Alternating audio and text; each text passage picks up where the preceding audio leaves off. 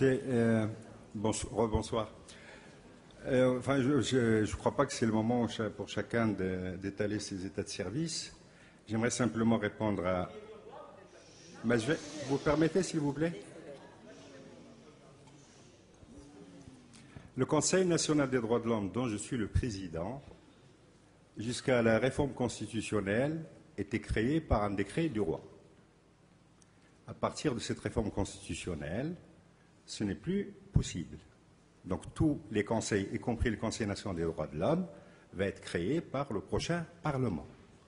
Donc je vous demande simplement, je ne vous demande pas ni d'applaudir, ni de hurler, ni de ne pas hurler, je sais l'ambiance des meetings.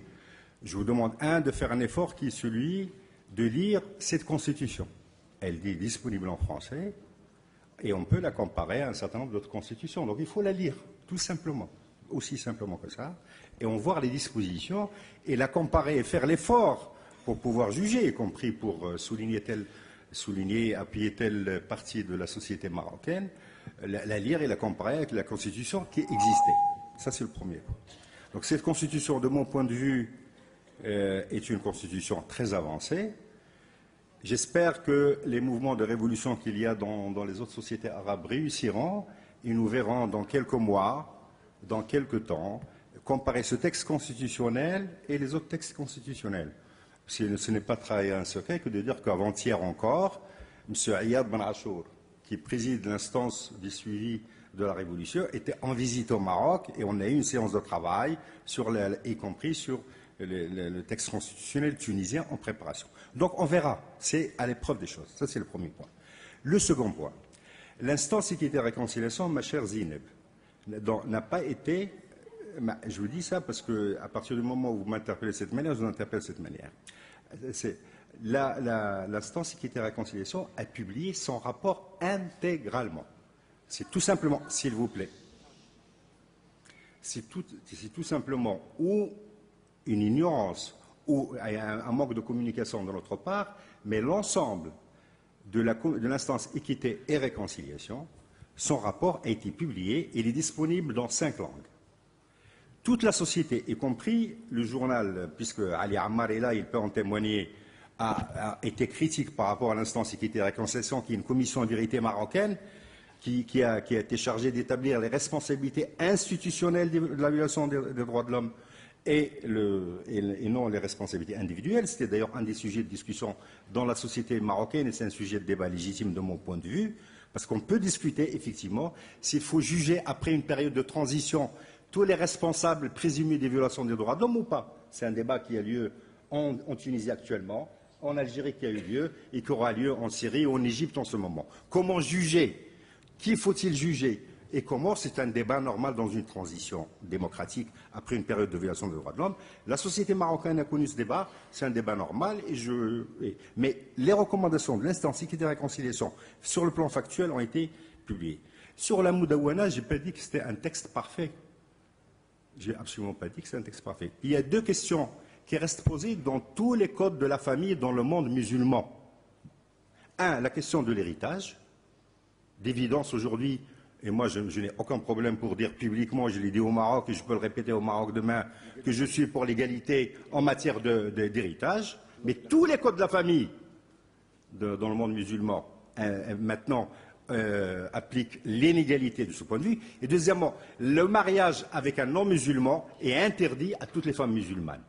Je ne suis pas d'accord avec cette disposition. Chacun se bagarre comme il veut et comme il peut et avec les moyens qu'il veut. C'est une revendication, l'égalité en matière d'héritage est une revendication qui a été tranchée par le mouvement féministe tunisien. Il y a eu une manifestation pendant longtemps. Elle est encore en débat. Elle est encore en débat, y compris au sein du mouvement féministe marocain. Certaines associations sont pour commencer à la mettre en débat et l'autre, elle n'est pas en débat. Sur l'affaire Kamal Ammari, qui est un jeune qui a été tué à sa fille. Le Conseil national des droits de l'homme a fait un rapport, la justice est saisie, notre rapport a été transmis à la justice, nous verrons dans le... Sur la question du centre du Bani, qui est, comme vous dites vous, Bani, qui existe à Temara. Il se trouve que le premier rapport qui a parlé de ce lieu de détention secret est un rapport de la Fédération internationale des ligues des droits de l'homme, qui a été rédigé en janvier 2004, avec des témoignages précis, en janvier 2004, qui a été publié à la une de Tel Quel, dont les auteurs étaient 3 personnes. Patrick Baudouin, Souhair Belhassan, qui est la présidente actuelle de la Fédération internationale des droits de l'homme, et ma petite personne. Je l'ai fait publier dans le journal Tel Quel, au moment même où on était dans l'instance équité et réconciliation. Mais aujourd'hui, je peux attester qu'il n'y a pas de centre de détention à Temara, aujourd'hui. Et ce qu'il y avait dans le communiqué du Conseil national des droits de l'homme. Une dernière remarque, et je m'excuse d'être... Il y a 2 moyens de voir ce monde. Et je parle du monde arabe, de manière générale, et le Maroc compris. Où on est en train de le voir à travers des œillères, où on essaie de le voir dans la réalité et dans la connaissance. Et en le connaissant. Aujourd'hui, moi je vous invite, pas à applaudir ou pas ne pas applaudir, je vous invite à venir voir, à rencontrer par exemple l'ensemble de la société civile marocaine. J'ai le regret de dire que le mouvement du 20 février est une partie de la société civile marocaine, mais ne peut pas prétendre représenter l'ensemble de la société civile marocaine. La seule manière, par exemple, en ce moment même, pendant que vous dites que la Constitution, c'est rien, l'instauration du principe de la parité dans cette Constitution, la création d'une instance pour la parité et la lutte contre toute forme de discrimination, a été saisie au banc. Et en ce moment même, l'ensemble des associations féministes marocaines sont en train de se battre à tous les niveaux, de manière publique, pour imposer la parité aux acteurs politiques, en ce moment même. Ils sont en train de le faire. Ils sont en train de changer le Maroc à leur manière. Vous avez le droit de demander un changement à votre manière, mais surtout, ne pas parler au nom du peuple. Il y a des acteurs différents, mais il faut voir la réalité. Mais venez, moi je ne vous demande pas aujourd'hui, sérieusement, face à une salle où il y a 500, 600 personnes, je veux dire, c'est normal que les gens soient... La seule manière c'est de venir voir, c'est de rencontrer les associations des féministes. C'est aujourd'hui de rencontrer des gens qui ont animé le mouvement du 20 février et qui pensent qu'aujourd'hui, il faut agir autrement. J'étais en réunion avec eux jeudi dernier, ils m'ont invité, je suis allé dans un débat. Ils sont en train de se battre pour que les listes électorales intègrent des jeunes. Il y a des modalités de réformer la société marocaine, comme il y a d'ailleurs des modalités de réformer la société tunisienne ou syrienne. 2 points, finalement, de réaction sur un débat, à mon avis, qui me semble essentiel, qui est celui de laïcité, péril islamiste par péril islamiste. Nous sommes quelques-uns, avec notamment les Verts, à nous être battus depuis le début, depuis la crise algérienne, pour dire que l'islam politique a sa place dans un jeu démocratique pluraliste. À partir du moment où ils reconnaissent l'action politique pacifique et qu'ils renoncent à l'action armée. C'est pour ça qu'on était contre l'interdiction des élections en Tunisie ou la répression des gens de Nahda.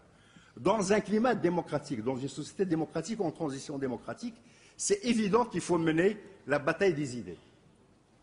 Et on a eu au Maroc une bataille essentielle dans ce climat, là aujourd'hui, qui a été perdue.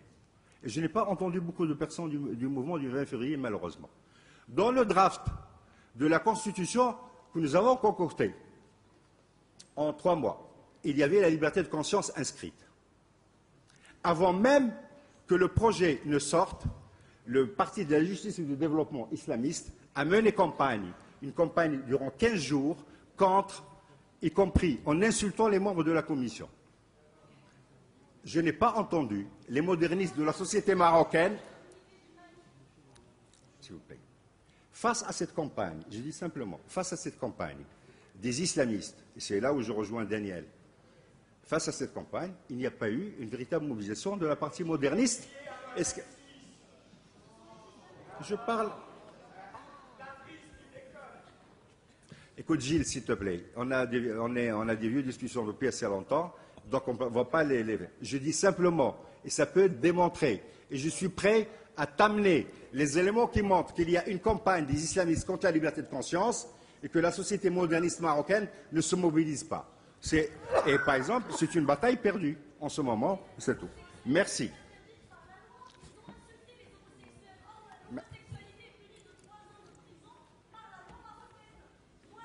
Mais bien sûr qu'il faut mais bien évidemment qu'il faut abolir. Mais bien, Alors, le fait, par exemple, d'instaurer une autorité pour la parité, dans le préambule de la Constitution, il est clairement écrit. Mais il est écrit que toute discrimination en raison du sexe est prohibée. Le fait d'instaurer une instance pour la parité et la lutte contre toute forme de discrimination, c'est compris. Si tout était parfait, il n'y aurait pas besoin de réforme, il n'y aurait pas besoin de mouvement. Et ni de révolution aussi.